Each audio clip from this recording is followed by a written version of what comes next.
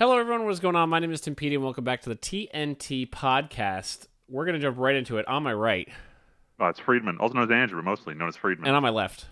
Brigadier Bubba, have you thought of enlisting for democracy? What can you do for Super Earth? Yeah, what would you do for Super Earth? That is my question to you, listener. Are we just going to put this at the top since you made that joke, Tyler? Like, should we just talk about this right away? Yeah, Go why for it. not? All right. Why not? So, for those who don't know, a little video game called Helldivers 2 came out. And Tyler convinced me to get it. And being a capital G gamer, he's obviously way ahead of me in levels. But What? this game's real fun when you can physically play it. Dude, that meme, that what was it? Oh my god, I'm forgetting that movie. But it was like, are you telling me in this military there is no room for a killing machine such as myself? Like, dude, Major Pain. There you go. That Major Pain clip. Like, There's been a lot of good memes, but yeah, I was actually if I wasn't worried about it potentially messing with the recording, it shouldn't. But I was pretty tempted to have the game loading in the background so that by the time the podcast is over, I'd be in the server tonight. bro, that shit ain't happening, bro. It's Tuesday night. It might happen. Shit ain't happening, bro. Forever servers full. So this game is way too popular for how for it being partially because it's a $40 release. You can earn everything in the game for free, and it's really fun to play. Hold on, so what? I know absolutely nothing about this game. What's the gameplay loop like? It's Starship Troopers. It's a third-person shooter with up to 4 people in a squad, and the missions are anywhere from are maximum of 40 minutes long. If not, you can race to finish them in 10 minutes. Yeah. And the gameplay loop is this, right? Like, you get a squad of people or yourself, you pick a mission on a planet, and you drop down on the planet and you complete the objectives that are there, and it ranges from, kill the robots or the bugs to like upload some data from this crashed pod, right? Like, it's a bunch of stuff. Actually, it's literally the same game as Helldivers 1, which is the same gameplay loop, but Helldivers 1 was an isometric, like, twin-stick shooter. That was a lot of fun. It was cross-play between the PS3 and the Vita. Wow. Oh wow, Yes. that's an oldie. Yes. And that's why I was like, I can't wait for this game. No one's gonna fucking know shit about this except for me. In the other Discord, there was like me and 2 other people who were excited about this. And everybody was sleeping on it. And we're like, nah, we're pretty excited. We like the first one enough to play this game. And then it came out, and then everybody and their mom, their 5th fucking cousin, twice removed shit. Like, everybody's playing it, and I'm like, I hate this. I never in my life hated like being I was excited, and usually it's like, oh, people who get into your hobbies, like, more people get into it, it's great. But no, just like everything I like in my life, more people get into it and they just ruin it. Okay, Yeah, is it really The ruining it hipsters- though? Yes, When you can't log into the game, yeah, you're ruining. Well, it. yeah, Yeah. that's fair. you're ruining it, Tim. You're ruining it for me. This was my own little personal corner, and then everybody learned the secret, and now everybody knows the secret, and it's not fun anymore. It was fun when it was just a secret. And yet you're somehow able to play more than enough to be almost like max level already. No, so here's the thing. I played a lot because I got it when it first, like, literally day 1, I got it. Like, me and Aiden and like the people who were looking forward to it, we got it day 1. Over the first couple of days, it was like, it was shaky, but we were able to get in. They fixed it the first day, like, because that whole server is just full shit and like some lags. They fixed it first day, right? But then as the game got like popular, like, it came out on Tuesday. By Thursday, it was blowing up. Friday, you couldn't log into the fucking server anymore. And then Saturday is when I literally haven't played since I think we played. Wow. I can't get in. Like, was this a case of just a very streamer-friendly game, so it's like blowing up in that sphere? Honestly, I don't know. I feel It's like the memes. Everybody's just memeing it. it is for a big meme. democracy. I mean, I was literally texting somebody yesterday about how I was like, "Hey, are we gonna fight for democracy later?" Like, it's just so easy to make memes out of this. Like, oh, do you wanna play the video game, or do you wanna fight for democracy or for Super Earth? Yeah, like it's Is it funny. actually called Super Earth? Yeah. Oh yeah, dude. Oh my god. Also, I'm pretty sure the guy doing the voices of like the battle cries is Simone from Gurren Lagann. Yeah, I heard right, when you were Yuri saying that. Lowenthal did a great job in this game. It's pretty funny. I forgot it's Yuri's. It's Yuri. Yeah, no, it's really funny to hear, especially having just heard how he sounds now in the Gurren movie, Friedman, having just seen that. So hearing it's like Simone screaming for Super Earth. Dude, I had such bad whiplash watching that movie and then going home and playing Spider-Man and hearing the same voice twice. No, but I don't know what to tell you. It's just a fun loop. Like dropping to a planet, like calling in orbital bombardments and stuff, fighting against like hordes of bugs coming up out of the ground. It's just fun, and it's fun for like all the different difficulty levels. Like if you want to go hardcore like Tyler and Aiden and play like really high difficulties, you can do that. Or if you want to be like me and play it like medium difficulty and just have a good time and fight against some bugs, like it's still a good time. It's really fun. It's customizable. You can call it. You have all these different things you can call in: lasers from orbit, Gatling turrets, little drone buddies who have lasers, shield generators, like auto cannons on your back that are like a tank turret, and you just blast stuff. Like it's just got a fun array of stuff. The gameplay loop is fun. I will say it's not perfect for sure, other than the technical issues. I definitely get the feeling that like some things are just not good, and it's really, I don't want to say it's important, but it feels like you really need to know what the good upgrades you're saving up money for are, because you do not get a lot of resources in this game to unlock things. Very much a game. Do you recommend like reading a guide for it as you start? Not even reading a guide, just playing a game or two with someone. Like I played with Tyler and Aiden when they were already like level 10 and I was like level 2, and I was like, oh, the autocannon seems really good. Why would I get any of the in-between weapons that I can get for my upgrade for like deployable, like carryable weapons? Like why would I bother buying a machine gun or something like that, when if I just hold out for like a couple more hours with playing the same difficulty I already am with the same loadout I have, I'm going to get the autocannon, which is just better in like 99.9% of cases and just seems more fun. So the autocannon is pretty fucking busted. But like there's just like and they do kind of price it to kind of be like, oh, you don't have to save up your money that much, but like there are some resources you just don't earn a lot of. There's 3 currencies. There's resources like within a round, or are you talking like between rounds saving resources? Yeah, rewards for finishing missions and things like that. Okay. You get XP to level up and unlock new unlocks, but you get samples which you collect from missions one at a time.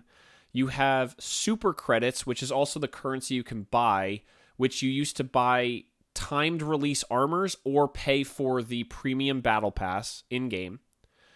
And then there's medals, which you earn a couple of either picking them up or for completing missions.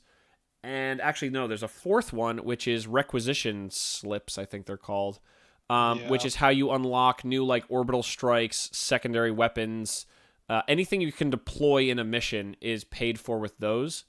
But like samples. Tyler has made comments about how I seem to have crazy luck when we go on a mission together, and we can maybe find 10 samples. The cheapest upgrades for doing samples are like 60, 70, 80, and most of them are way higher than that. Or also require like medium and high rarity samples, which is what kind of forces you to do harder missions. But like, Tyler, you've had multiple missions where you find like what, 2 samples in the whole mission, because there's no real way to find them. You just stumble across them. You're like, oh shit, I found a sample. Nice. Yeah, they don't make it very easy to Like there are some telltale places where you can find them around, like at like if you do Yeah, bugs and stuff like nests, but like they are very far and few in but between. sometimes it also just doesn't give you any. Like it literally is just a random roll of the dice. Like a nest is not guaranteed to have some samples. Right, Um, exactly. And so not it's every camp will have them either. Like it's just definitely a case of like Freeman. Here's another part of it. The requisition slips that you get, like the that's the most thing you earn. Those are how you buy new deployable things. Like I said, some of those just don't seem as good or are not as fun. Gotcha. So you don't buy all of those. I have like enough to buy 3 of those. I'm not tempted to buy any of them. I only have bought like 5 or 6, and I'm already like, there's like 40 of these upgrades you can buy, and I'm It's like, just I don't. there's some that are not as good, or some that are just like objectively a noob trap. Both. Oh damn, it's not good. Which, and I'm not sure like there's the cases machine you gun. could. Well, the machine gun. There are a few, but like there are some where it's like They're all you fun, but I'm just you saying like, wanna use them because like they're cheap and like yeah, that's really it because they're cheap. Like but the main point I was gonna say is you could make a case for a lot of those, but some of those just seem less fun, and you want to go for things like I like the autocannon, it's cool. But then you get to the ship passives, which are like better cooldown for all your airstrikes, or more accuracy for your orbital strikes from your ship. Those are what cost samples. So you want all of those. And you don't want all of the other thing, but you're earning all of the other currency and almost no samples. So you're like, okay, I need to keep doing missions, not because I give a shit about these requisition slips, but because I need to find samples somehow to earn these passives that are going to make anything I choose way better. Because if you get something that's like your airstrikes, so you have Freeman in general, you have orbital strikes from your capital ship. Everyone has their own little destroyer. Or you have airstrikes from little bombers. One of the first passives you can get that's 100 samples is reduce damage fall off from any type of orbital strike. So as in the damage radius doesn't incrementally decrease as it goes out from the main point of impact as much. Okay. That's an amazing passive. That's 100 samples. And that's one of only 2 upgrades I've been able to get for my ship out of 18, and those are 2 of the 2 I've gotten are some of the cheapest. So it's like the passives that are great, you have to grind so many missions just for samples, and the things you don't really care about, like the medals. You buy new guns with medals or new armor, but you also buy character backgrounds that no one looks at, or you buy a couple fun emotes. Like, I don't really care about medals either. Just give me them so I can keep unlocking, like, maybe a new gun or 2. yeah, it's supposed to be like a battle pass, but like it's like There's definitely... I know I've been going on, and we really should move on to the next topic. I didn't mean to turn this whole thing into this, but I always do.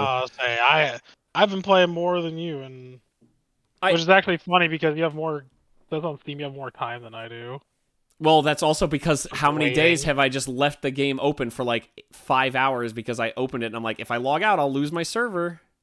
Game has the strangest metagame I've ever heard of. But at the end of the day, if they got rid of the server stuff and rebalanced the money a little better, I think this game would be even more good than it is. But thankfully, the gameplay loop is just fun. Like I would be down to play around after this, even though I'm tired, because this game is just fun to play. I'm definitely gonna get this once I come out of gamer retirement in like a month. But anyway, Friedman, let's move on to a much better game franchise. You know, this franchise never has any problems. Oh boy! All right, yeah. So we got two bits of Nintendo news kind of. So today they announced a Pokemon Direct, and I don't think I've ever seen like the community this lukewarm about the whole franchise as a whole, and it kind of ties into the next bit of news that it's no one's surprise. Nintendo isn't really like announcing a lot of stuff, mostly because of speculation about the Switch 2 on the horizon. So when Pokemon comes out and says we're hosting a Pokemon Direct, and everyone's like, okay, we know for a fact you're not announcing the next game because the platform you'd put them on hasn't been announced. There's no way you're releasing another one on Switch. So what is it? Is it another mobile app? Is it just like new new pay-to-win shit for Pokemon Unite? Is it just more Pokemon Go crap? Everyone's like dream is like, could we get another Let's Go game? Like Let's Go Johto. And I'm just sitting here like this, like we're scraping bottom of the barrel, asking for just anything at this point. Like I almost want them to cancel the direct. Like, what could they possibly announce that people are going to be like super happy about right now? Unless they like really want to go in another direction, be like, hey, we heard what everyone said about Legends Arceus, and despite us saying like this is a one-off and we'll never do it again, like if they can just give us like another Pal World gameplay kicking model, our ass. like this is definitely not a direct response to Power World, but like if their one takeaway from Power World is we can take Pokemon into other genres of video game using Pokemon, like that time they made Pokemon Conquest and it was super cool, but no one bought it because actually I don't know why people didn't buy Pokemon Conquest. The game was a lot of fun. But point is, I want to see them announce something cool, and I know they're not going to. But that's a week from now, so I'll get to be super disappointed during our next recording. And the next bit of news, which is I don't know if it's even news, 'cause it's still sort of speculation, is so for like a week now, there have been reports that the Switch 2 was going to be launching at the end of this year. So I guess like effectively a holiday release, with them trying to stockpile units in advance. And Nintendo's stock price was going up on the backs of these rumors. But now a new rumor, which I don't know how validated it was, is that Nintendo's communicating to their like software development partners that they're pushing back the release to early 2025. So now the stock price is dropping, and all it does is cement to me that stock prices are meaningless because it pumped up on a rumor and now it's down also on a rumor. None of this is officially announced news by any actual parties, all just news people. But regardless, chance of not getting the Switch 2 this year, which kind of seems weird because Nintendo doesn't have any like major games planned for this year so far, and it made sense the idea that like they're gonna wait until June, July to be like, hey, Switch 2 this fall, here are all the launch titles. If they're not doing that in 2024, I don't know what Nintendo's year is gonna look like. And they do have another direct scheduled later this month that's rumored to be just like third-party games, nothing Nintendo. So I have no idea what their strategy is going into this year. We'll see what happens. I mean, is it bad to say that, like, is it sad? Weird to say that it seems like between this and, like, the other stuff that's coming up in the docket, like, this is just a down year for the big three? It kind of is. I don't know what's going on. This is by far, like, we'll talk about it. It's one of our mini topics, but, like, this gen is just weird. Yeah.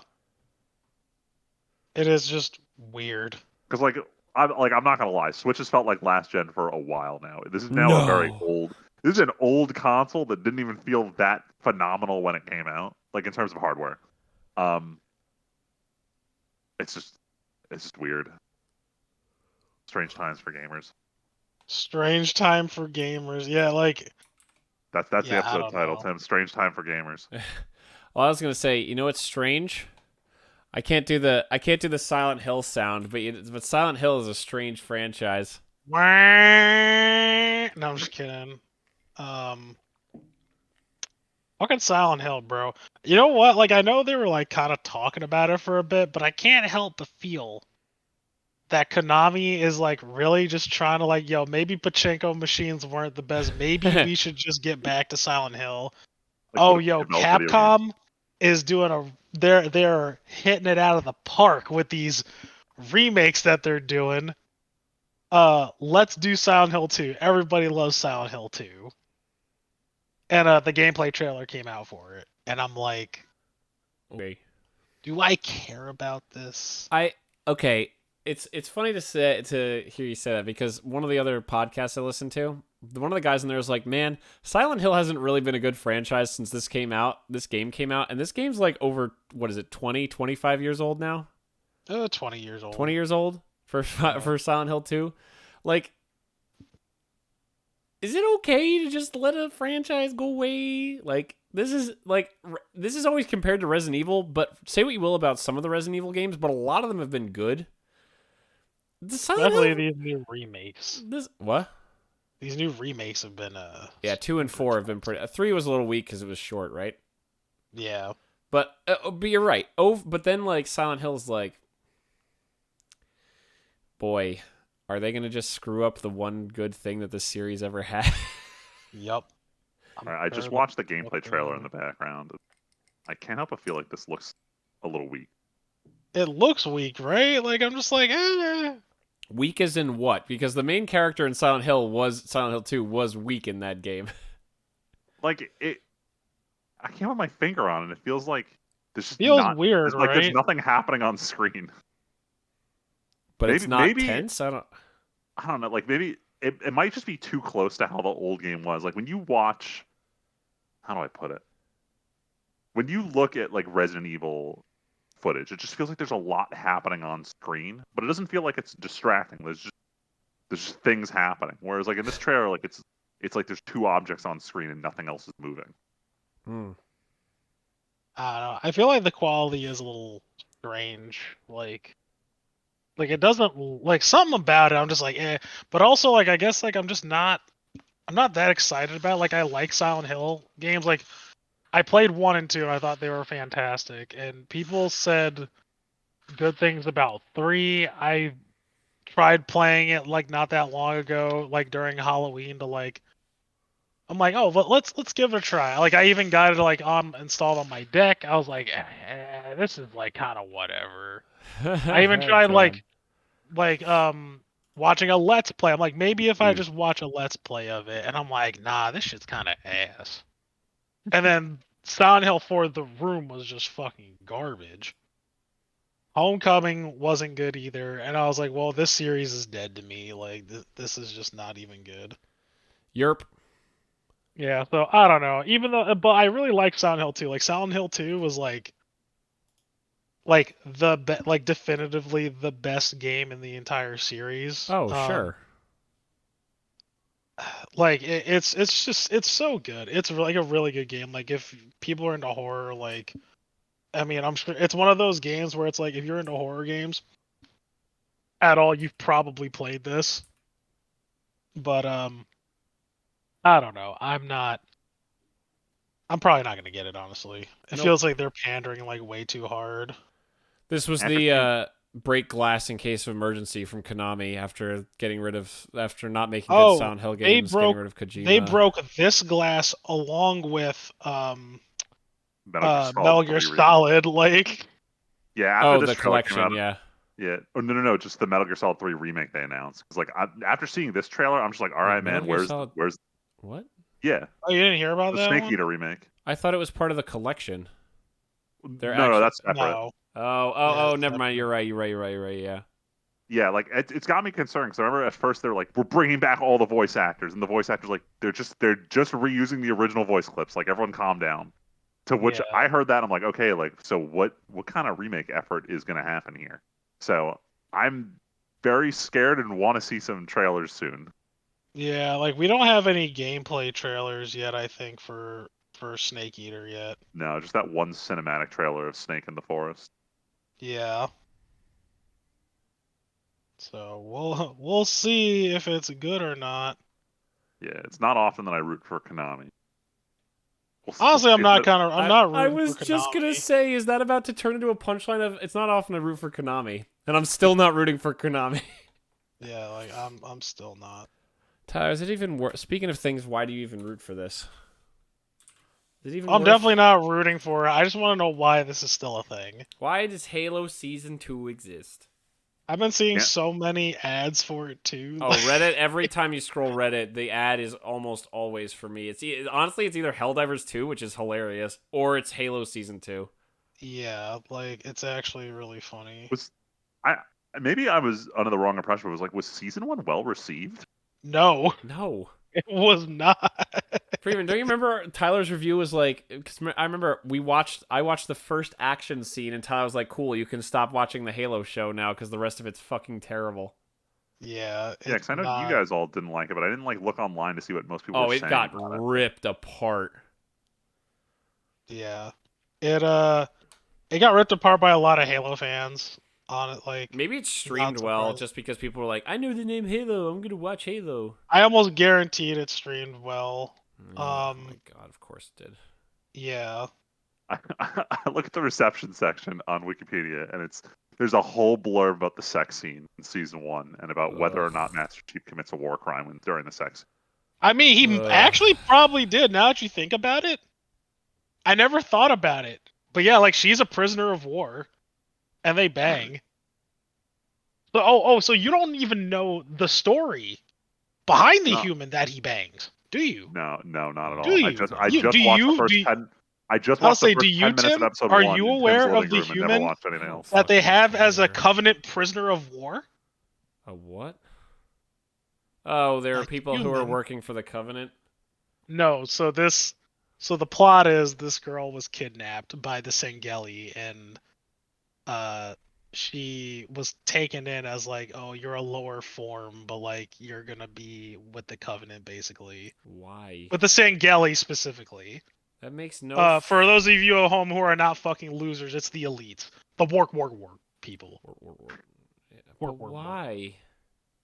Because, Tim, why not? No, but bro? like the whole the Great Crusade and everything, like they how they're have all to racist? kill all humans. It's not even Correct. a question. Right. It's literally the whole point of truth and regret. Like the whole point is, shit. The humans are actually the inheritors of the Forerunners. We literally have to kill them because this is a problem. So here's the thing, at least. Fucking. There's something to it at least, because they know that the humans are the only ones who can activate this Forerunner tech. So like that's why they really have her around. Which kind of makes sense. Like, all right, but don't hear what I'm not saying though. It's still stupid. No, it's okay, Tyler. I know you like It's it. It's still okay. no. Yo, you know what? You know, it really is not that. It's not great though. Like it's not like I think it's the way they introduced it was super poor. Because also they it's so in the series, right, in Halo it's humans, right, but in the show it's because they're only special humans that can do it. What, be Spartans? No. Oh. That can interact my with God, Forerunner technology. no. So remember the whole thing, right? Like with Halsey telling everybody, like, oh, or telling John, he's like, oh, you're special. But you know the reason why he's special. It's because he's lucky. It's literally a. Oh my. Yeah, it's literally that. No, he is special because he interacts with Forerunner technology. That whole scene with the coin is so cool. The whole thing with the coin is very like. Freeman, the first time. Okay, Freeman, just for your context. We're about to pop off, right? Yeah. Go for it. I want to hear it. So in the good Halo books, the first 3 Halo books are like when it was really good. There were other good ones for anyone who's like, only the old stuff's good. In the first Halo book, Fall of Reach, they track from Halsey, who is the woman who created Cortana and created the Spartan 2s. Her and a young Captain Keyes, when he's a lieutenant, they go around human space finding the children who are kidnapped and cloned so that no one knows this happened to them, who are kidnapped to become Spartan 2s. And the first story of Fall of Reach is her and Keyes meeting John. And Halsey pulls out, there's this great scene where she walks up to him while he's on a playground playing King of the Hill with other kids, like other 5-year-olds, and he's beating the shit out of these kids. Like, not mean, but like he's the winner. And Halsey walks up to him and shows him an old coin because, of course, haha, old coins, no one has coins anymore. And it sounds like it's a quarter, Tyler, or maybe $1, a silver dollar. Yeah, or something. like a silver dollar or something. She just like has that. this. And she's like, okay, we're going to play a game. I'm going to flip this coin, and you're going to call it. And if you win, I give you the coin. And he's like, okay, sick. I never lose games. Try me. And she flips the coin, and they even describe, she's like, yeah, I put my wrist into it. I flicked the fuck out of this coin super high. And he stares at it the whole way. And at the top of its arc, he calls out that it's going to be like the eagle side or whatever. And it keeps going, smacks back down. She catches it, flips it, and boom, it's eagles. And she's like, you won. Here you go. And she's like, did he see that it was going to be eagle? Or did he just get lucky? Either way, this kid's going to get kidnapped and made into a Spartan. We're kidnapping this kid. And either way, he checks the box. And like, it's this great little scene where it's like, is John just super lucky? And then throughout the whole series, Halsey's like, John's just, he's that 2% better than the rest. I don't know if it's luck. I don't know if it's because he makes his own luck, but he's slightly better than everybody else, and everybody knows it, and he's a badass. Yes. That was long, but I got the whole Not in the thing show. out. Not in the show. So dumb. It's different. It's different. That doesn't inherently mean it's worse, but in this case, it is worse. Nope, it's worse. Oh yeah, true. Not inherently worse, but in this case, it is worse. No. Yeah. No, it was. It's not a case of. It might not be like I'm saying in general. Remakes and reimaginings can be better or good. This is just worse. Yeah. So yeah, Halo Season 2. Why? I don't know. It's about the fall of Reach because. Oh my god, ever since we found out what Reach was in the one good book, Fall of Reach, I guess Reach is the most important thing to ever exist in history. It got me off, which is very weird, right? Because I didn't like how they portrayed Reach in the show. Because you saw Reach, it was this like... Well, I guess was it Reach? Dude, Reach is Earth game? 2. Yeah, Reach is Earth 2. In the books, Reach is like the new... home of humanity because by the time we got off Earth it was fucked up enough that like we settle on Reach and Reach is like the center of the UNSC. Yeah, like true. Super Earth, right? It is Super Earth. But Earth, it's really like Earth is like almost not ceremonial, like Earth is always the homeland, quote unquote, but like Reach is like if you could designate a second capital of humanity, it's Reach. That's why the fall of Reach is a big fucking deal, but it's also like, oh, but Reach the whole time had all this significance and all this Forerunner shit, and it's, oh my god. Yeah, I don't really fucking care, like, the show Honestly, is ass. the worst part of Halo in general is how all the Forerunner shit was just there all along, and somehow we were too stupid until this war happened. Yeah. Kind of the biggest weakness of Halo. There was a second Halo? Oh my god. Okay, well... It was in Africa the entire time. Oh, you mean the portal, you mean? The portal to the Ark? They had literally the spare Halo at the end of 3. What?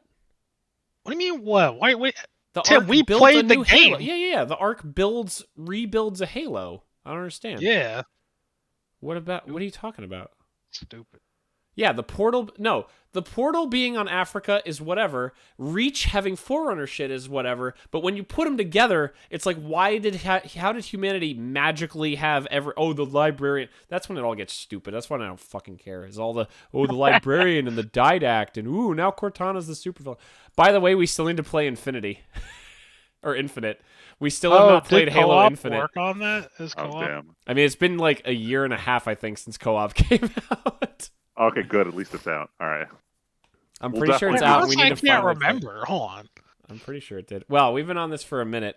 We really need to pick up the pace, and I'm the one causing the problems. You're the one causing the problem. Oh, also, Tyler Helldiver patch came out today. It doesn't. I saw, and guess what? I still couldn't get in the fucking game. Well, no, they specifically say in the patch notes, "Hey, we know this is an issue, so it's not fixed," which is hilarious. No, Freeman, half the patch notes is, look at these little bugs we fixed, and the other half is, here's issues we know and we're working on.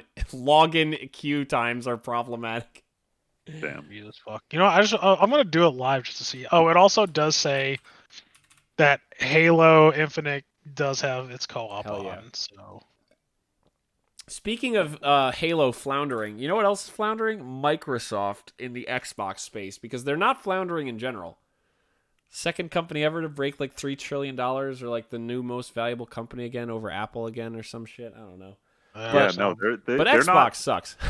Yeah, no, I think the last time we recorded, there were the rumors of, like, Xbox exiting the console market. Yeah, so there was this whole big kerfuffle because there was an internal leak that was like big changes coming to Xbox, and Phil Spencer comes out and was like, "Hey, everybody, chill. It's not that big a deal."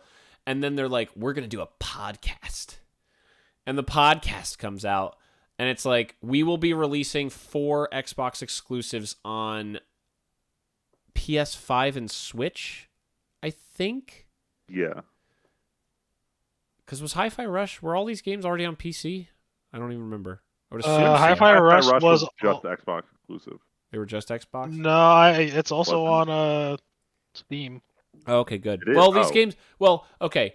4 games, Hi-Fi Rush and 3 others I don't even remember the names of, are coming to other consoles. And everyone's like, oh, was that it? We thought you might be like becoming Sega and stopping being a console manufacturer, or that you were going to announce like crazy, like Game Pass coming to PlayStation or something crazy, which it's still a big deal of like kind of go. So this is where we're kind of going back to the whole, like, it's a weird year for the consoles. Like Microsoft is kind of like, well, shit hasn't been working. Xbox is definitely losing. It's always been losing. It's only funny, stupid people who seem to think, not stupid people, but like, I've never liked the narrative that Xbox was winning at any point, because Xbox has never been winning. And that's someone who likes Xbox.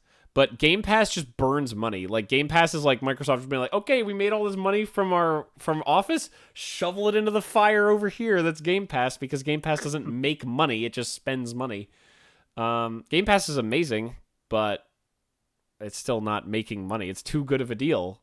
Classic, oh, we gotta make more money off it. Really is though. But if I had more time to game, I would, like I said, I would be back on my Game Pass subscription. I will say that I'm not going to try and shit on Game Pass, but I do still think it's like the greatest like value per dollar you can get as a gamer. But, oh, like, 1,000%. A lot of, especially as Game Pass has gone on and people are starting to see games rotate out, people are starting to finally understand the downside of not owning games. Like, I know I see this a lot on like the Persona boards on Reddit, where people are just like, damn, I'm like so far into this playthrough, and finally Persona 3 is leaving the platform. What's this bullshit? And it's like, yeah, well, this is when you go and you buy the game. Yeah, but that's why they offer deals. If you have Game Pass and you buy a game while you have Game Pass, you get a discount too. Yeah, so I'm not going to say Game Pass is bad value, but I'm saying, no, like, it's great value for the consumer. People are finally starting to see the downside of like subscriber models everywhere, but it's still like the best value. Yeah, look here's the flip side. It's a great value for the consumer, but also consumers will always feel like they deserve more and more. There's never going to be a perfect equilibrium. So that's where I feel like that comes in. But this was just kind of a whatever-ish announcement where everyone expected a lot more. But it is kind of wild to think that, like, hey, we're going to no longer make exclusives, but like, hey, we recognize that these exclusives are not really doing it for us, so let's just let people play them. And it's like Xbox definitely positioning itself as we're going to put our games everywhere, while Nintendo does whatever Nintendo does, and Sony is the one who sells consoles. Yeah. But we're still going to make the Xbox to have a good, cheaper console. Like, I could easily see a space where it's like Microsoft is the slightly cheaper console for people. PS5 is like the higher end one that a lot more that people want. But if they can't afford it, they get an Xbox. And then Switch is always going to be... Nintendo's always going to be off doing its own thing. Nintendo. Fucking Nintendo, dude. I can't. But then let's also jump to Sony. And I think this State of Play happened like right after... Like, wasn't it last podcast we did like the first State of Play, and then the next day was like the Final Fantasy one or something like that? I'm trying to remember, because I was already at home. My arm was in a sling when it happened. So it had to have been like right... I think it was... No, it was immediately before we did our podcast recordings. I watched it earlier in the evening, where they had like the Final Fantasy 7 exclusive direct, and then announced like a demo was going to be out. And at that point, I didn't have my PS5, so I couldn't play it. So it wasn't like a week later that I finally got my hands on it. But the demo it's 2 parts. So the first part like launched initially. The second part comes out, I think, like tomorrow or something. The first part is purely like the Nibelheim flashback as told from Cloud's perspective to like the group in the present day. And I played the whole thing. It was just shy of 2 hours, and I think if you play through it in the demo, you can skip it when the game comes out. Which yes, I don't know if I'm going to, because the whole section was really good. Overall, I really liked it. It's super obvious that the engine changed, because a lot of the lighting looks very different in some parts. But it also controls a bit differently. Like, now you can jump and kind of work with the environment, which they showed off a lot during the direct with how you're gonna have to do like open world terrain navigation. So you can feel little tweaks here and there. Combat still felt great. Sephiroth felt phenomenal in combat. I'm so upset that he's not like an actual regular character, and he's like 80% of the reason that I'm gonna replay this when it comes out. But I'm actually not gonna play the second half of the demo, because I'm gonna pull the JoJo Dio meme that I've seen enough, I'm satisfied. Where the demo has sold me on that this is going to be good, and I'd rather just go in as blind as possible to anything else. But I do think the demo was a lot of fun, and I think it's super cool. I mean, I'll spoil it right here. The first part of the demo, like, straight up ends on that one shot of Sephiroth in the fire, and it's so badass, and it looked so good to see it in the demo, and it's such a good stopping point to be like, here, go buy this game. So I'm applauding them. This was a very good demo. Well, they don't fuck it up. Well, they don't fuck nothing up. I could already feel, so like Final Fantasy VII has a lot of like random mini games in it, and they added a new one in this one. So like during the flashback, you go to Tifa's house and she has a piano. You sit down, and suddenly there's this piano mini game. And I sat Everybody there, is fucking memeing about the piano. Everybody's so playing many- shit on the piano. I've seen so many TikToks of like Black Parade or the Kingdom Hearts themes. Like Yes. it was just made. It was made for memes, and I love it. But I also realized how absolutely terrible I am at rhythm games again because I did not succeed in that section at all. Damn. Yeah, that's alright, bro. I'll come through. I'll come through and help a dude out. I mean, I did good enough, but then all the NPCs were like, "Wow, you're really good at piano." I was like, "Did we hear the same song?" Wow, you're so good at this. Yeah. All right, but that's enough about Final Fantasy VII. This is coming out in what, 9 days? Yeah, Oh my I'm not God, is happy that about it. soon? Yeah. Why? There's a reason I didn't pick up Persona 3. Like I knew this would creep up sooner than we thought. Wait, Tyler, why are Yeah. you unhappy? Because I ain't got time for all this. Why? What do you mean, why? What else are you doing? Too many games. Too many games. I'm playing Baldur's Gate 3. I'm playing Oh. Helldivers. Oh.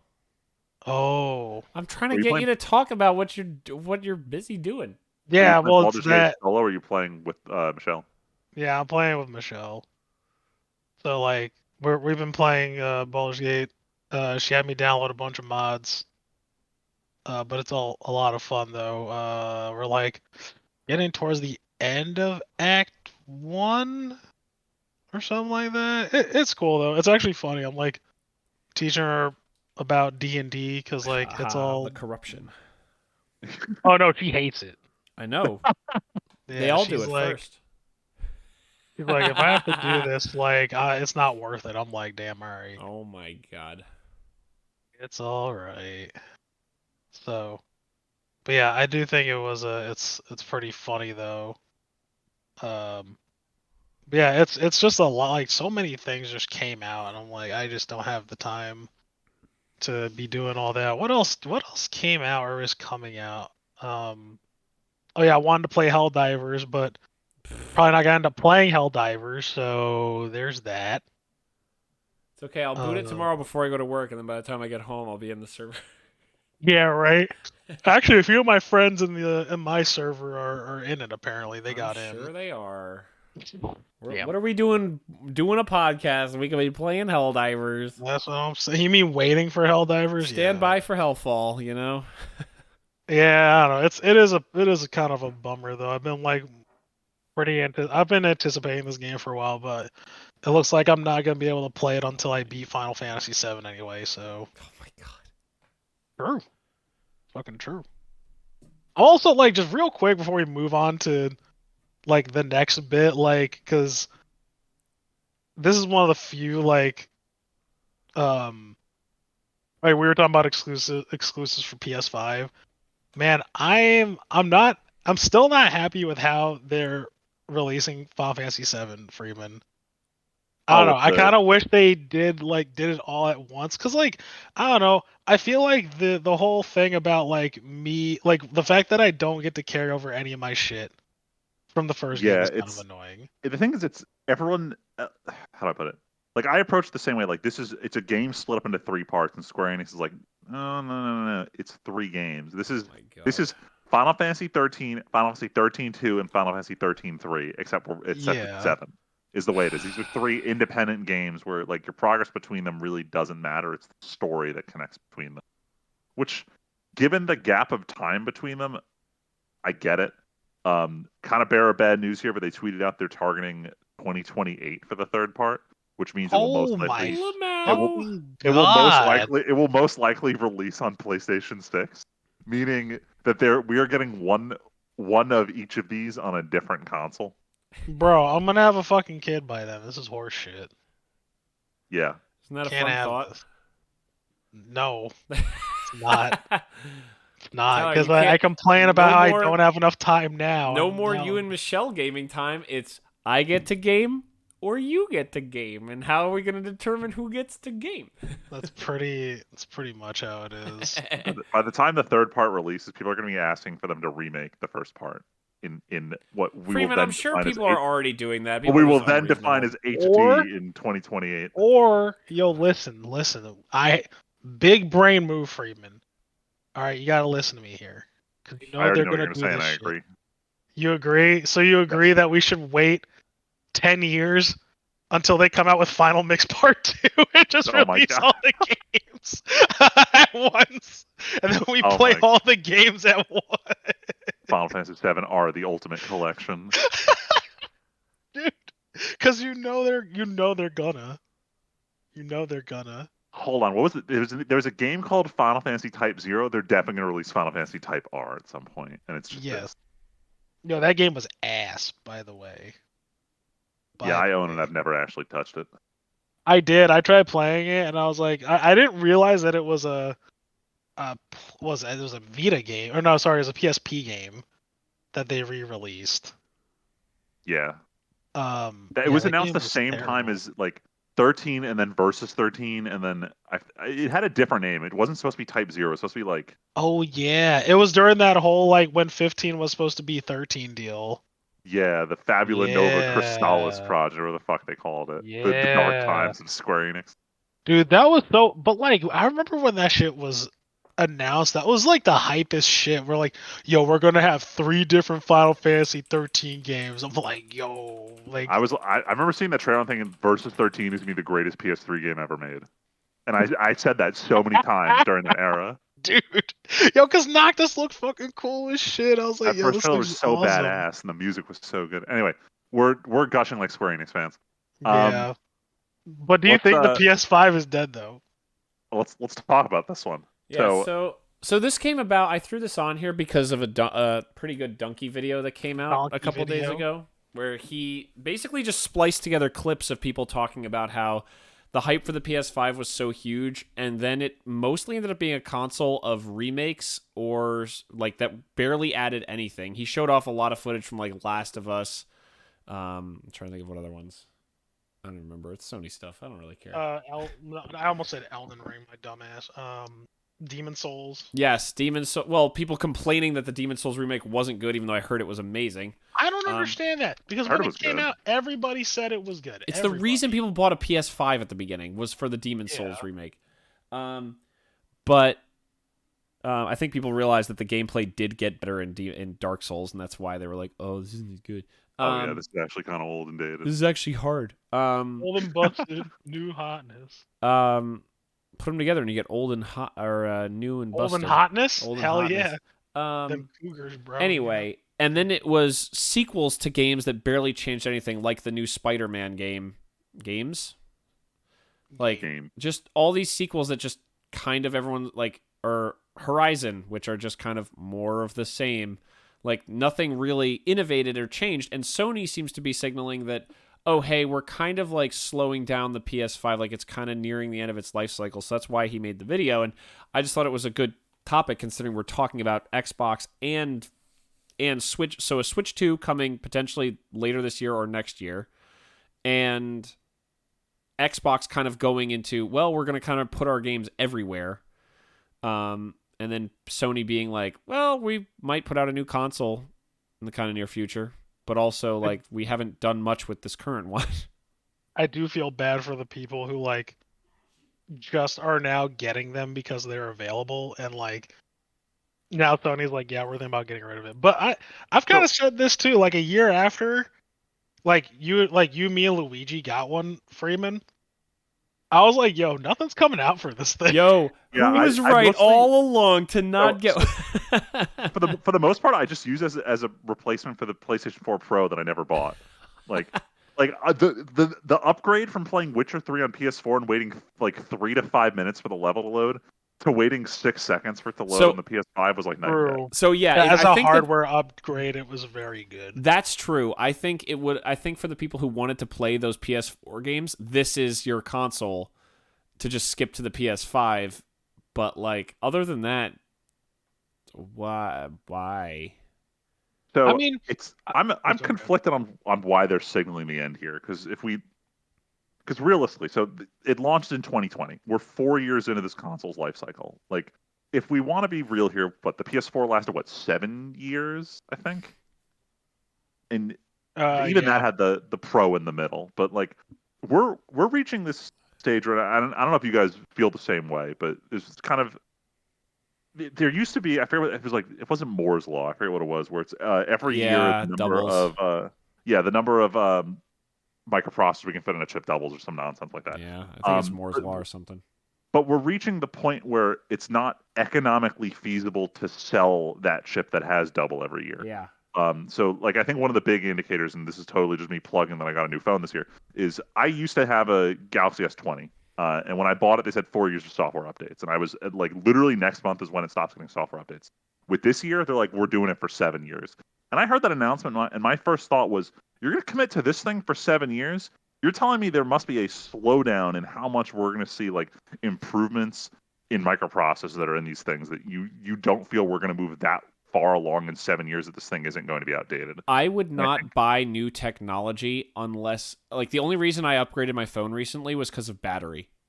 yeah, And frustratingly, the most annoying thing about my current phone is that the battery still isn't incredible. Like, I don't care about how the screen isn't getting better to the point where it matters. And yeah, like I once know you get I've past talked the, about this on the podcast before.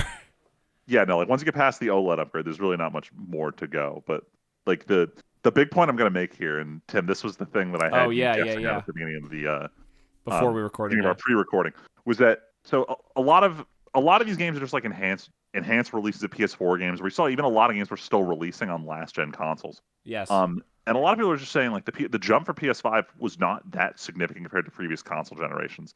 And I don't think a jump to PS6 is going to be as big. Like everyone who's sitting here crying like, "Oh man, the PS5 is going to die and I'm going to have no games for it."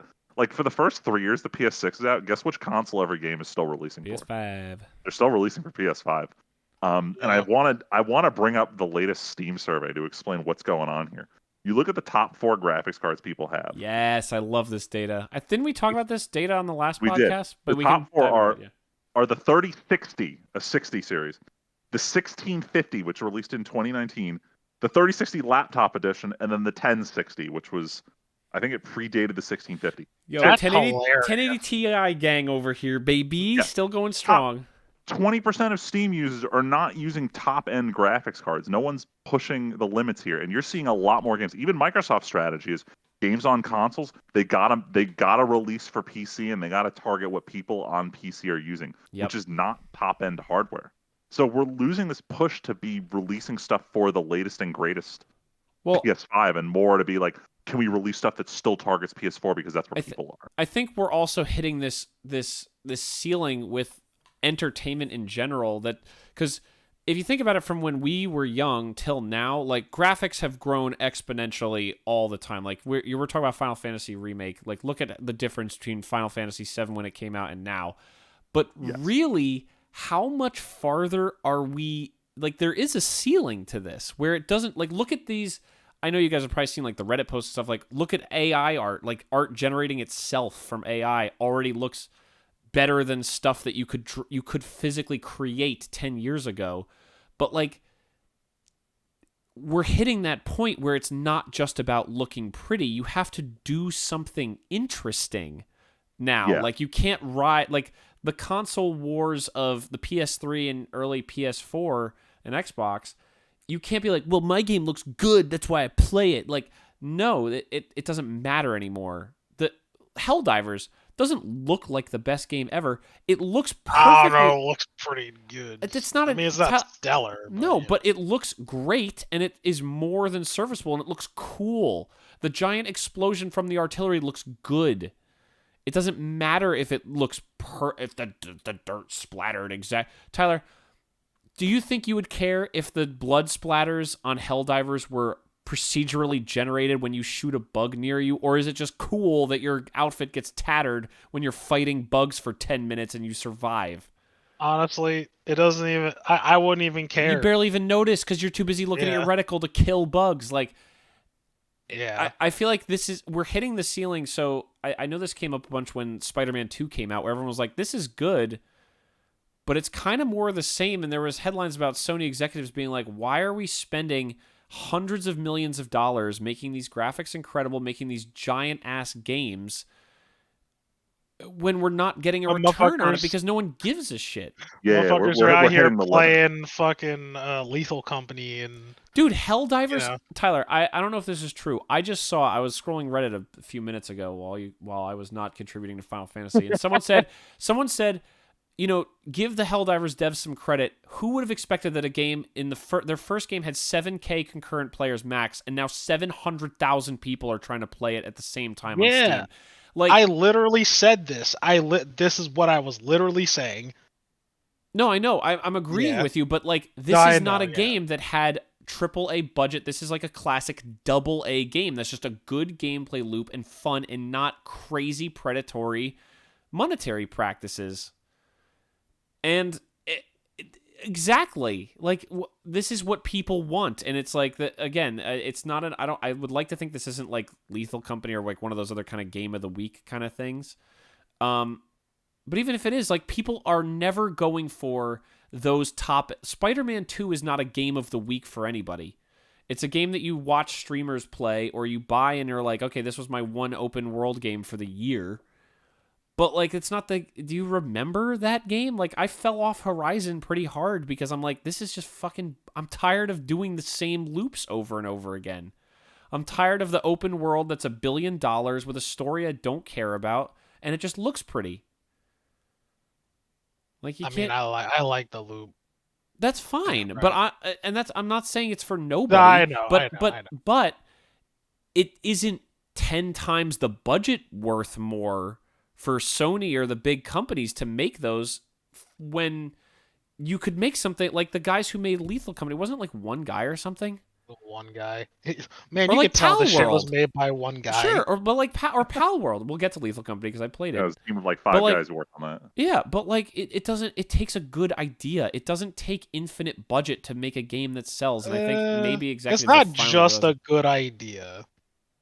No, but It's like not just it's more than just a good idea, sure, right? it's And luck. like this it's it is also luck, but like Freeman, even though he's never worked in games, he works in development, and like even he understands it's like you can have a good idea, but it's all about like the implementation. Yeah, the execution.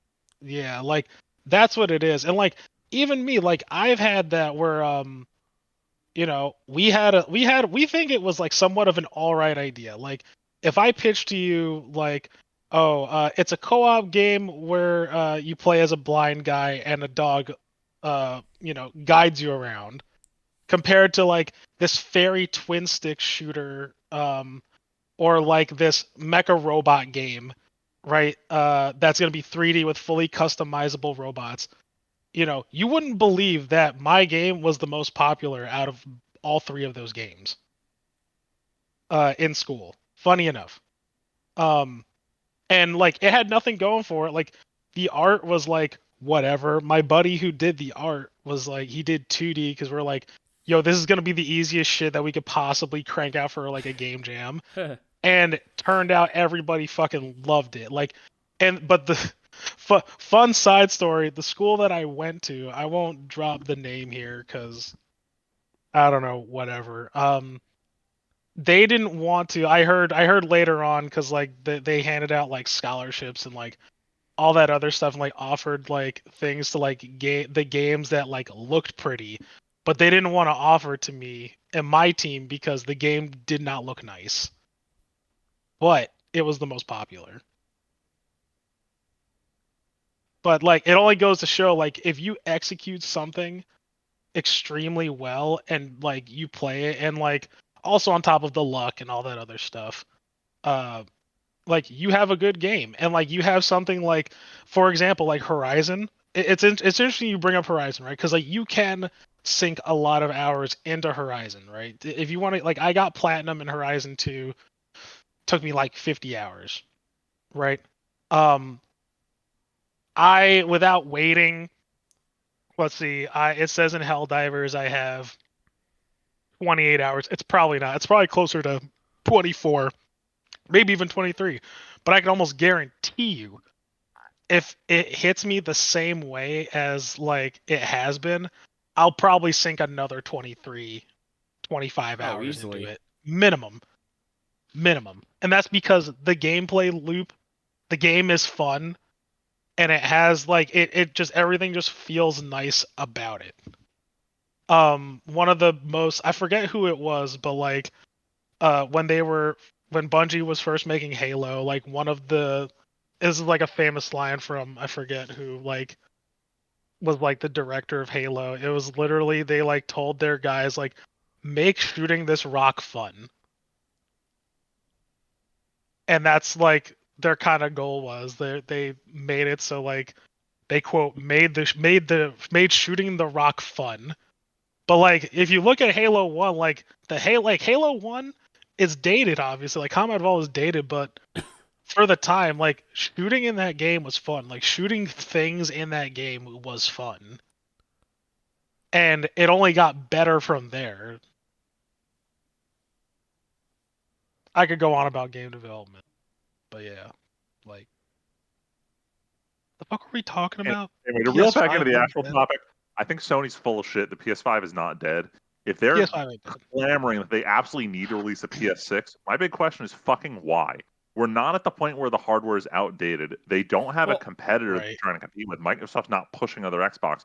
The Nintendo Switch is not going to be pushing the bill in terms of hardware. So what's the incentive to release anything? Why not just leave the PS5 as is and just keep releasing games? Well, okay, let's back up. The whole "it's dead" thing comes from Sony saying they have no major tentpole releases coming this year. Could easily they're like nothing like God of War Ragnarok is coming out this year, which is fine. That doesn't necessarily mean it's dead, but it does mean that Sony doesn't think this year is worth it.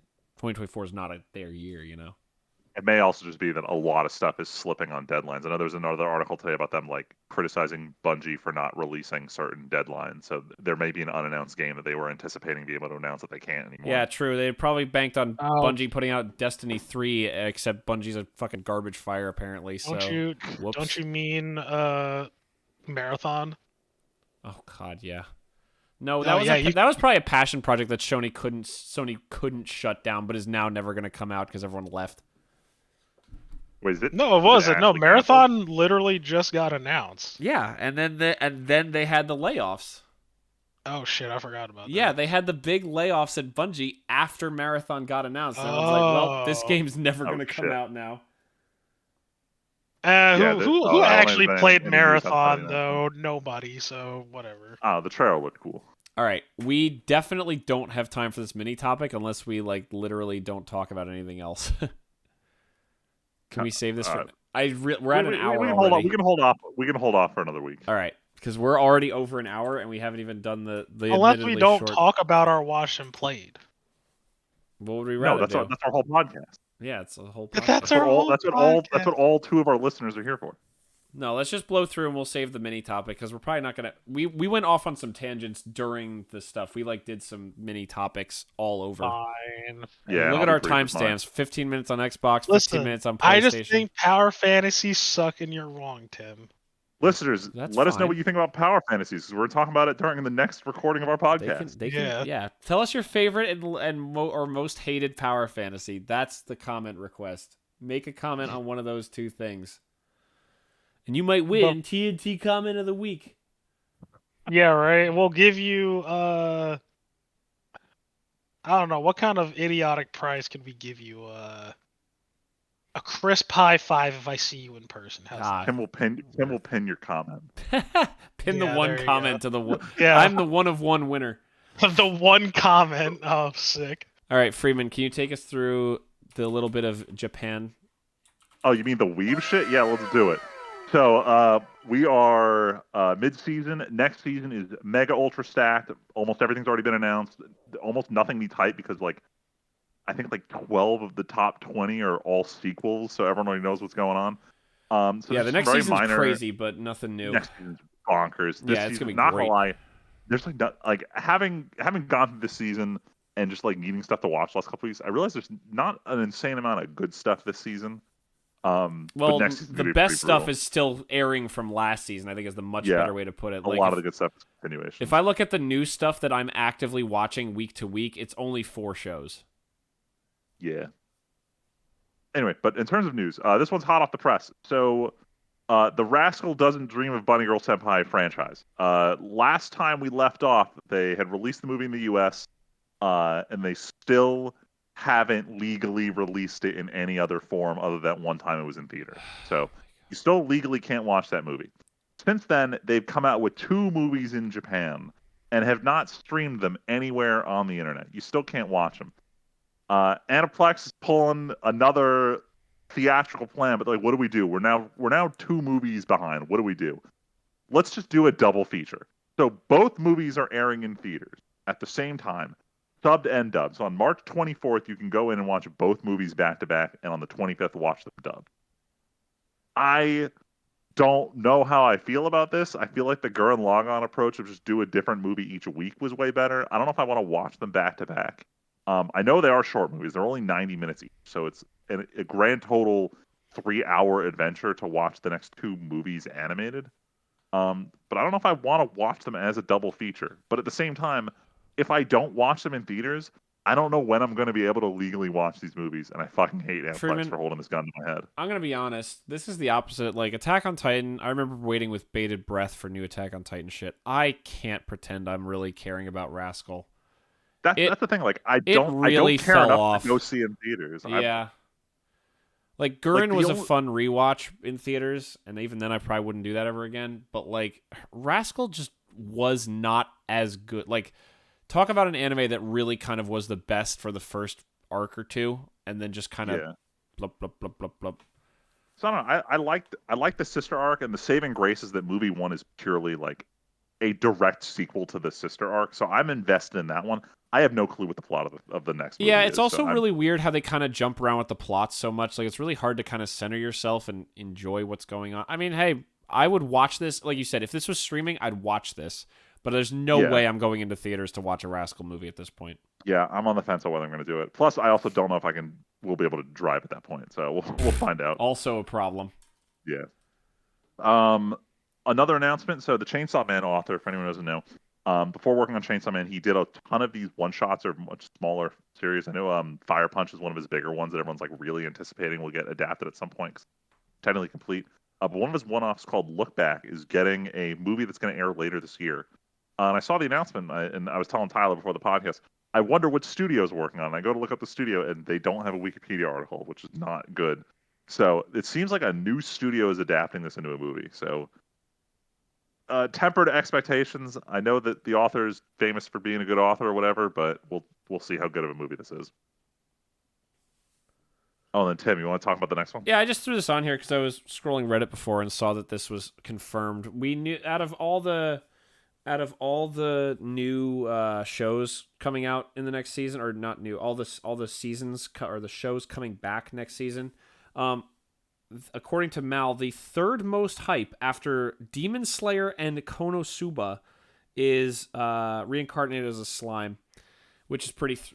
I'm pretty hyped for that. Even though that OVA was one of the worst things I watched all of last year. Absolute dog shit. I'm gonna pretend it didn't happen.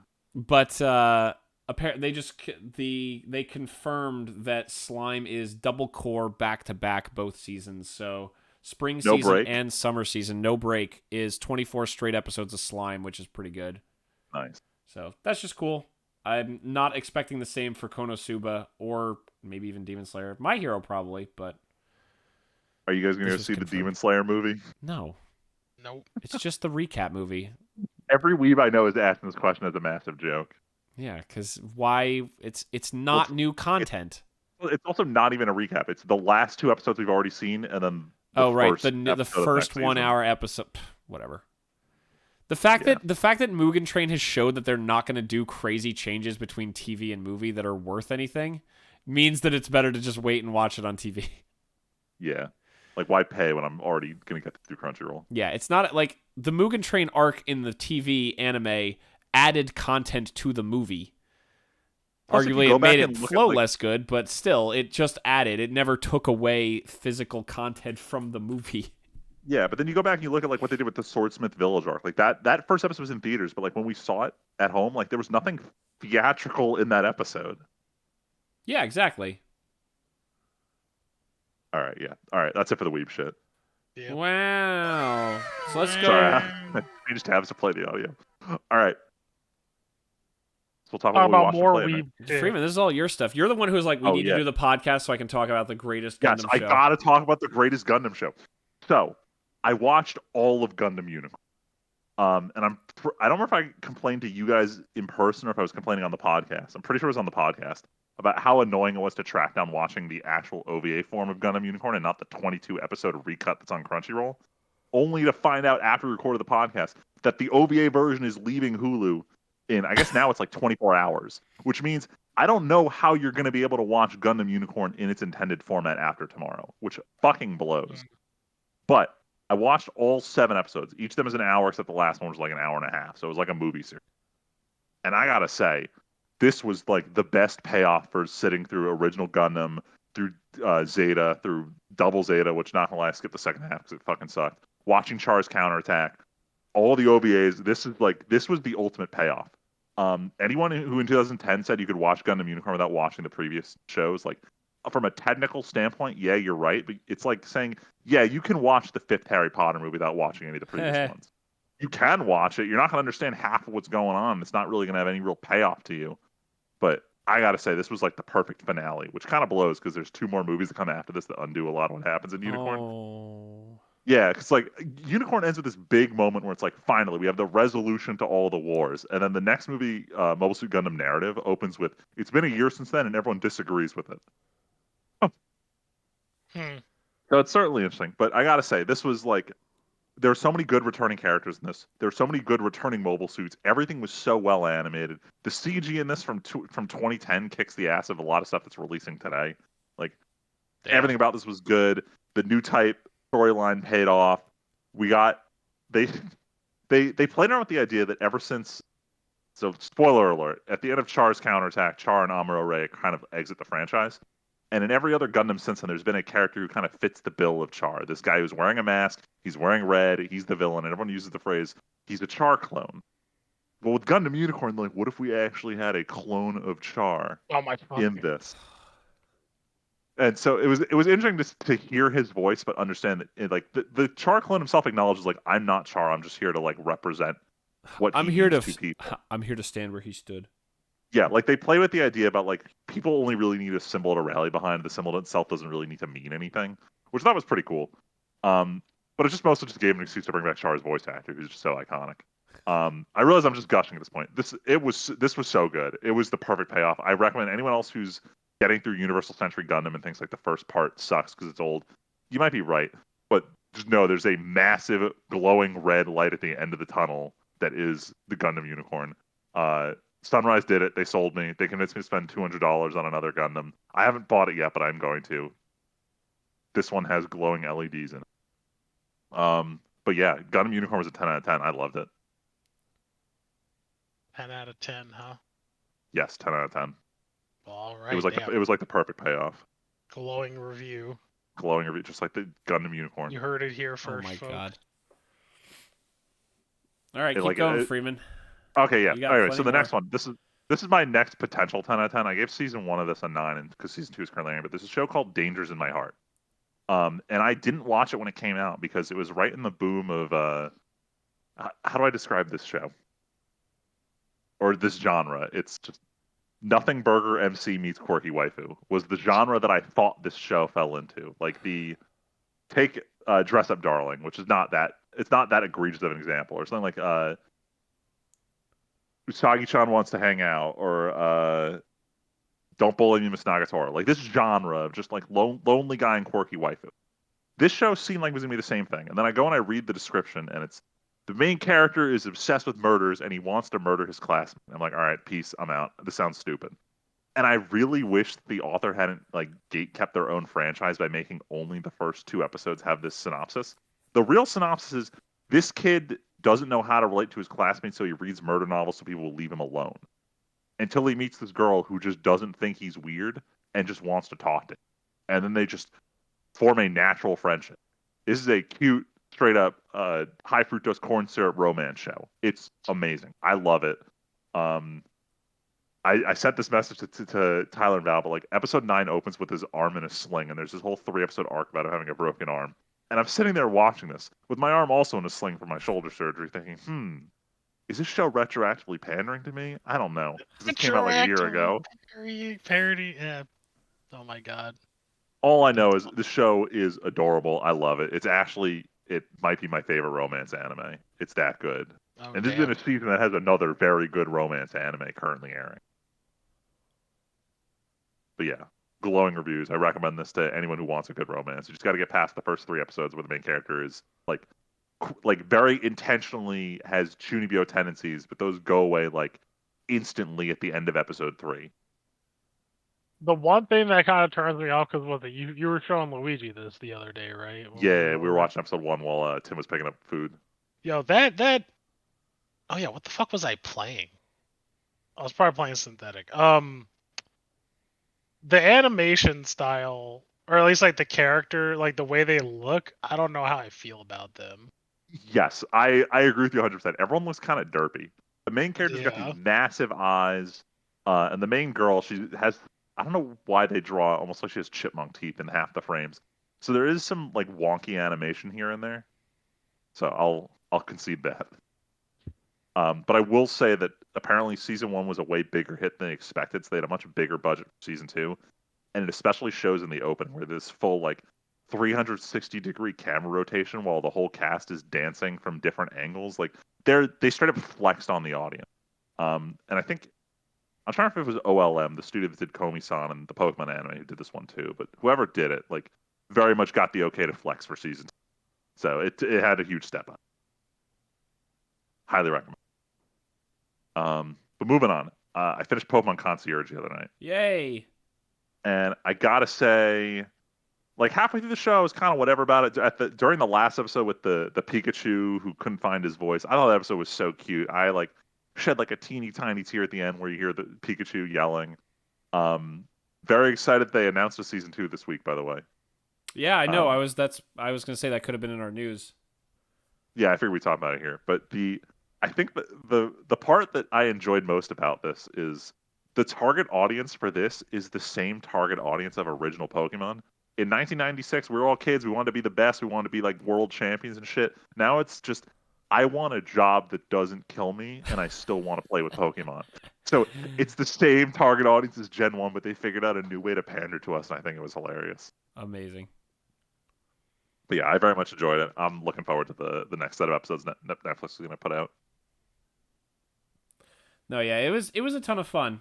I'm surprised it took you this long, considering we started it. We showed you the first 2 episodes at New Year's. First 1 episode at New Year's. It took me until I had to sit down and do literally nothing but watch TV to be like, oh yeah, I'm still watching this. No, it's really fun. It's not going to set the world on fire, but like you said, it is very cute. The animation is great, and it's just a fun, cute time. But yeah, that last episode's not as good as the Pikachu one. That one was the best. Yeah, definitely. Still haven't seen it. Still should. It's very short. Yeah, I was trying to get Michelle to watch it with me, but she was like, "Oh no." I don't know. I feel like you got to be in the right mood for it, because it's not like the episodes aren't like extremely entertaining. They're more like just lighthearted fun. Yeah. But you got to be in the mood for just something like that. Mm-hmm. Yeah. All right, Tyler. Tell us about it. Tell us about the big one. The big one, yo, I played Final Fantasy 3, but it's actually Final Fantasy 6. It's really fucking stupid ass name. You played the Super Nintendo version, or? I played the Super Nintendo. So in the United States, I played the Final Fantasy 3 version.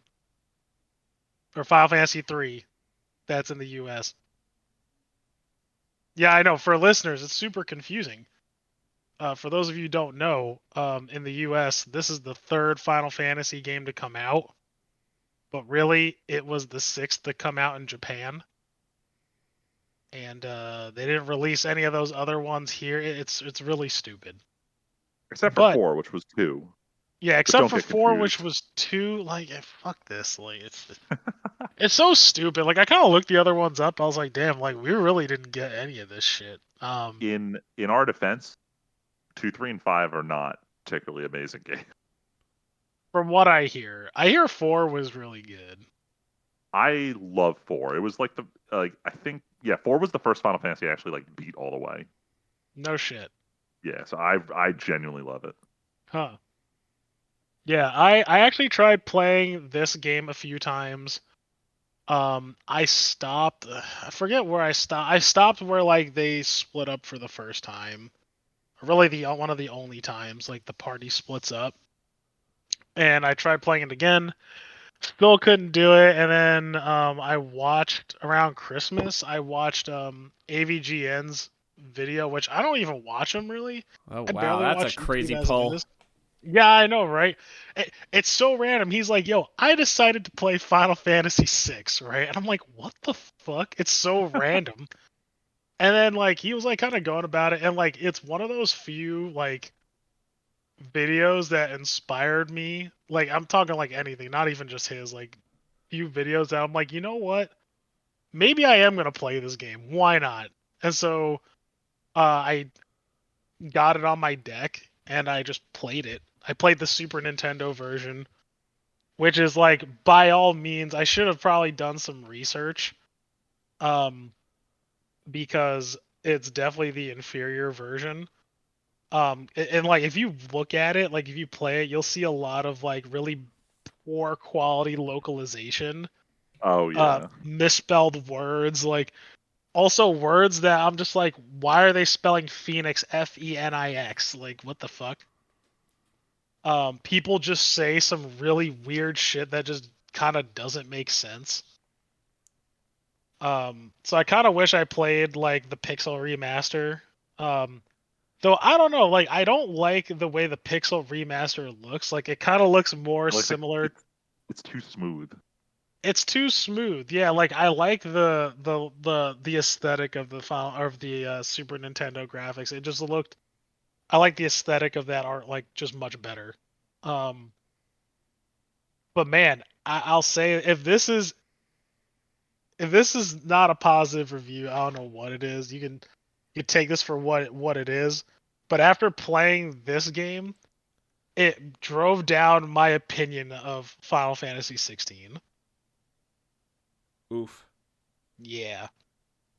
Like like I had fun with 16, don't get me wrong.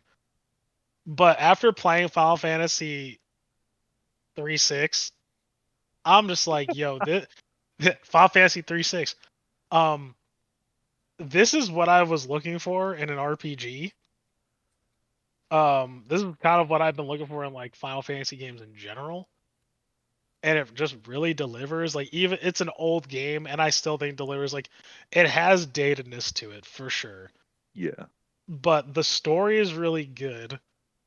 The characters are all like pretty colorful and and like it's a whole ensemble and that's what I kind of missed about 16. Like you don't really get an ensemble of characters and like getting to play with them. And what I even think is even better is ever since I would say this game, like I think Freeman and I talked about it a little bit, but a lot of the Final Fantasy games you play them and you can kind of attribute everyone to everything. It doesn't really matter. Like no one has like a definitive class. Yeah, like you Every want somebody character your healer, you can make anyone your healer. exactly. You can make anyone your healer. And that's kind of the same in this game in that oh, anybody can learn any spells, but big asterisk there. Um like their stats really only attribute to this one thing. So it's like Terra and Celeste are your two like white mages. Or I should even just say mages, right? Like they all of their magic, like all of their stuff, like all the items that they get attribute all their best stuff attributes to their magic. Same thing with like some of the other characters. Like some are more attributed to like doing speed and stealing, while others are just supposed to be straight power, right? Like Sabin. Like it's just really cool, and like you can spec out your parties as such. And I'll tell you what, I never felt like was it like a Final Fantasy fight, like ending fight, as hype as this. I mean, it was hype in 16 because like the big summon fights were fucking dope. Oh yeah, And that's it just was probably because the best they're part of the game. yeah, it's because they're grandiose. There's like weight to it. It's like Godzilla fights in the newer movies. They're just super grand. But there's something dope about like at the very end, you get to choose your order because you go on basically like this kind of boss rush. And if someone falls in battle, when you go to the next stage in the boss fight, it goes to the next person in your queue and they take that fallen party member's place. I'm like, damn, I've never in my life. That's pretty cool. Yeah, it's super dope. The final boss fight is fucking sick, and going down the tower is sick. Like, it's awesome. I didn't even get that fight in I mean it's fighting Sephiroth was like different, but you know. I thought this was like incredible. It's definitely a certified hood classic. It's actually really funny too. And one more thing before I move on, and I know I've been ranting about it, but like I love how pleasantly surprised I was with this game. I was just as surprised that I would like it this much as I did Chrono Trigger. Because Wow. Chrono Trigger was also like an older game that came out around the same time, same developer. Um, that I was kind of iffy on. I'm like, oh, I could give it a try. It's kind of older. Like I played older games, but like we'll see, right? And I'm like, and then after I was done with it, I was like, oh, I get why people said what they said about this game, right? Now that kind of makes me want to play Sea of Stars, but that's for another day. Hell yeah. And I'm not gonna touch on it that much, but I saw Your Name, aka Freaky Friday with extra steps, and Weathering with You. I swear, this guy, Freeman, did I talk about that? This guy is basically like, yo, it's always gonna be a guy and a girl of relatively young age, and they're gonna be at the center of this catastrophic like thing that happens to Japan. So this is much more of a more recent Makoto Shinkai thing because like the first two movies Suzume. that I knew him for were it was like 6 centimeters per second or something. It was just like a Oh, very lighthearted 5 meters per 5 centimeters per second, second. yeah. Yeah, lighthearted romance told in a few parts, and then Garden of Words, which was the one where when I saw it, I Oh, was that just like one's great. floored. I was floored with how beautiful it was. But like these were all very like there wasn't any supernatural to it. It was just very much grounded two people love story. And then he Right, started getting the idea of like, what if we did that during the apocalypse? And the last couple movies have been like that. dude. Yeah, I'm not like the plot is whatever. I honestly gave them the scores that they did because they looked really pretty, but I think Your Name is pretty good. Like I saw the like this plot device that they use, like the twist, right? Um is something I've seen before, but I still like how they did it. Like I think these guys probably did it first, probably. I don't but Yeah, I don't think I had seen it in anything before I'd watched Your Name, so I very much enjoyed the twist. yeah, actually, so it's funny. So the thing I'm comparing it to is one of the books I read last year from that Year of Sanderson book series. And it's called Yumi and the Nightmare Painter, and he did in the afterwards, and next to Final Fantasy X, reference to Your Name, and I was like, man, I didn't even get into Your Name, blah blah blah. And then my buddy kind of made me watch. We were just kind of going through the Makoto Shinkai movies, like at least these like main three. Was it this Weathering with You and Suzume. yeah, and Suzume, right? Like, and I'm like, man, these are all just the same fucking movie, but they're all right though. They're pretty though. They're pretty. They're pretty. Like if you want to see what peak animation is, this is it. This is it. Plot Ah, though, another type of animation another type of graphical effect that we've peaked on apparently. yeah, yes, yes. But yeah, that's about it. They're all right. They're nice eye candy. All right, What so is I this? I have a stopwatch open. because I'm only going to talk about each of my things for a minute because I'm tired and also want to try to get in a Helldivers game. So I'm going to hit Yeah. I have 4 things. Only 4 things. I have the least on this list between you guys. So I'm going to just hit... within 4 minutes, I'll be done. So I'm going to hit play. I'm speed running here. All right, so Bong Bong BRAVERN. This is the sleeper hit of the season for me. This is if a bunch of robots invaded from space and also 2 bros just like Top Gun were the main characters. So it's honestly kind of hilarious. I won't say it's nearly as good as Eminence and Shadow, but this is definitely a parody of like Kamen Rider, that kind of like superpowered single character with the robot suit kind of jump into the mech and transformation kind of thing. Like, this is very tongue-in-cheek. The robot does transformations, and it's established in universe that he's the one playing music and displaying the graphics the whole time. So honestly, I spend my time laughing at this like crazy. Also, the ending is sung by two tough military men without shirts on, so it's also very gay. It's very funny. Just to clarify, the robot in series is basically being a parody of these things, but the rest of the world is like a normal world compared to him. Yes, he's a fanboy of this kind of show, and he's literally playing into all the tropes, but everyone else is a stoic military person who isn't into this shit. Oh my god. So, honestly, this is hilarious. I would recommend giving it a couple episodes if you like my kind of dumb humor. Okay, that was a little over because of Friedman's comment. No, it's fine. Adding commentary here. 7 Loop Villainous, whatever 7 Loop show. Honestly, this isn't a villainous show, but it's also really good. Val and I look forward to this a lot every week. A girl dies in her home universe. It's not an Isekai or anything. She dies and comes back to life 10 years earlier, where she got expelled from the palace after the prince broke up, basically someone faked an affair and got her kicked out of the palace. So she lives this different life 6 times, and the 7th time, she runs into the guy who has indirectly caused her death every other time.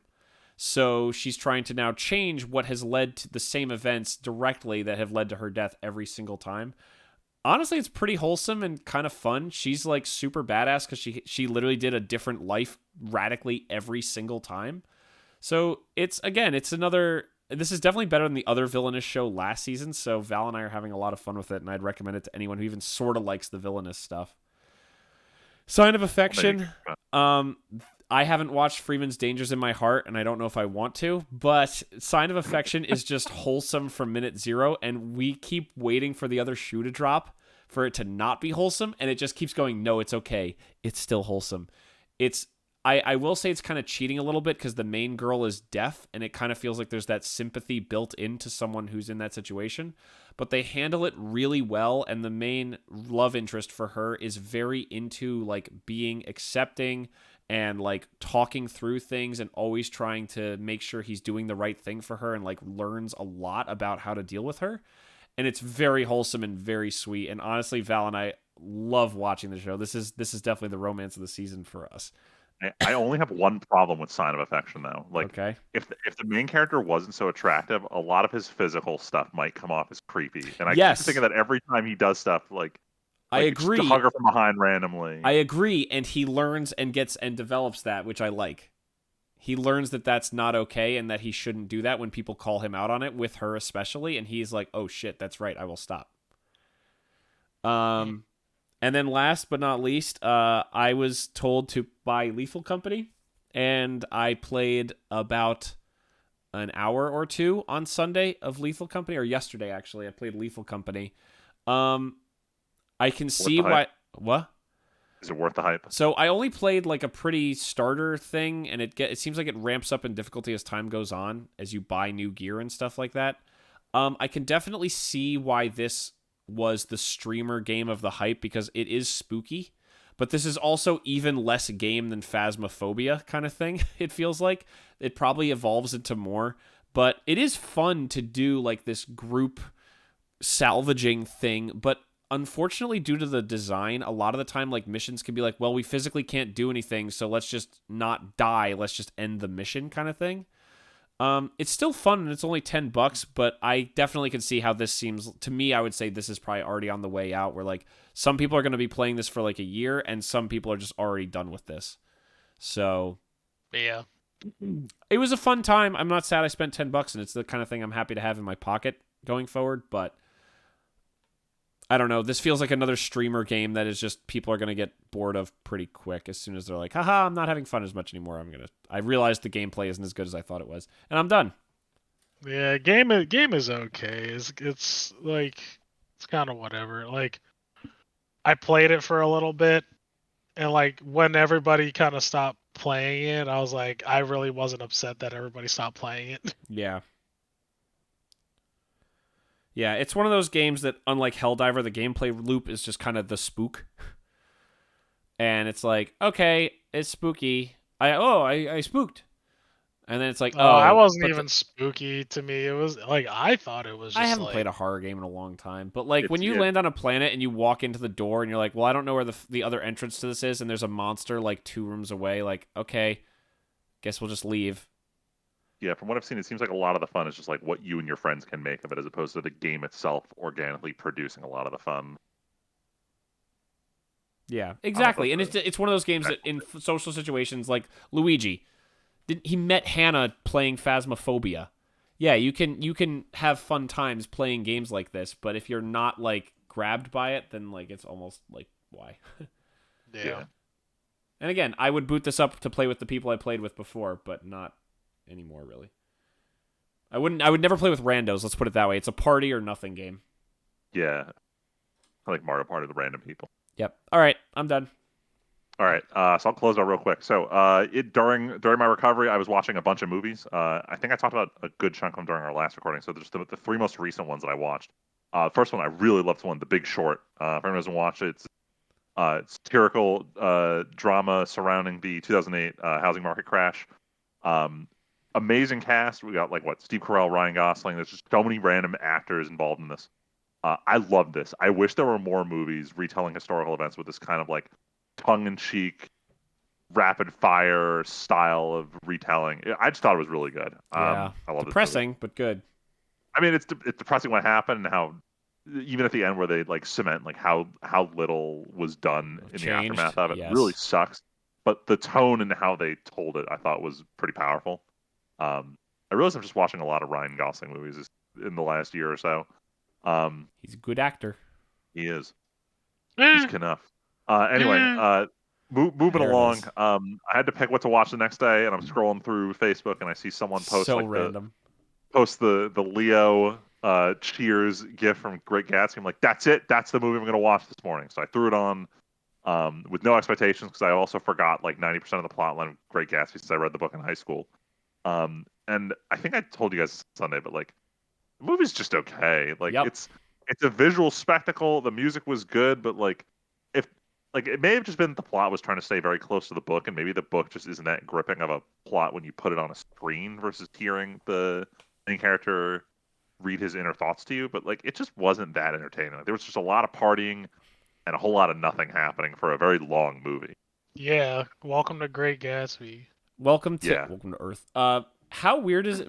I feel like I remember, and maybe my timeline is wrong, but I remember when this came out, and it was like Tobey Maguire went to this after Spider-Man. Like, wasn't this the next thing he was in after the third Spider-Man movie that was like a big deal? Let me fact check it, because I don't remember what else he was in after Spider-Man. Show me that filmography.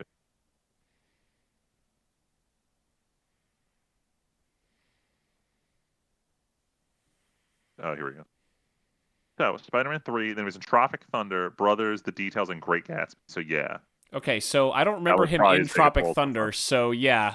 This He is the plays next himself as a guest appearance, so it's probably a very minor thing. Yeah, so this was the next thing after Spider-Man. Yeah. And this was just weird. Like, I don't know, it felt weird to see him in a role like this, and like this movie is literally just Leo is interesting as Gatsby, and then there's like cool party stuff and that one Lana Del Rey song, and like that's it. Yeah, it was a pretty good description of the movie. Yeah. I have not watched it since I saw it in theaters, and I still can just rattle that off and be, okay, I'm done. Yeah. So Great Gatsby was just okay. Then later that afternoon, I remember there was one movie that was on my watch list for a while. I think it was a Hulu original that came out during the pandemic. It was called Palm Springs, starring Andy Samberg and I'm drawing the blank on her name, but she played the mother in How I Met Your Mother. And the basic gimmick of it is it's Groundhog Day, but they're stuck at like a wedding. And overall, I very much enjoyed it. I went in with like very low expectations. It was pretty funny. They did the unique concept of Andy Samberg's character has already been in the Groundhog Day loop like for a while now. So he starts out in the middle of the plot, but then Kristen Milotti, that's her name. She joins in as like the new person joining the time loop. And then also J.K. Simmons also plays a third character who's stuck in the time loop who makes like appearances throughout the movie. So overall, it was very interesting. I thought it was very funny. It was only like 90 minutes long. I think it was worth watching? the watch. Okay, because I remember the ads for this now that you've brought it up. But yeah, no, that's interesting. Yeah, if you just want to kill an hour and a half on like a lighthearted comedy, I thought it was pretty good. But yeah, that was it. That was it. All right. And that's it. That's the podcast. Yeah, that's what we watched and played. We did it. But until next time, thank you all so much for listening. Be sure to comment what your favorite or most hated power fantasies are. Don't forget. Yeah. Like, comment, subscribe. Also, that too. Ding that bell for notification. Decimate that like button. Oh my god. Yeah. For democracy, please subscribe. But until next time, thanks you all so much for listening. My name's Timpedia. Friedman. Just Tyler. We'll catch you guys next time. Thanks for listening.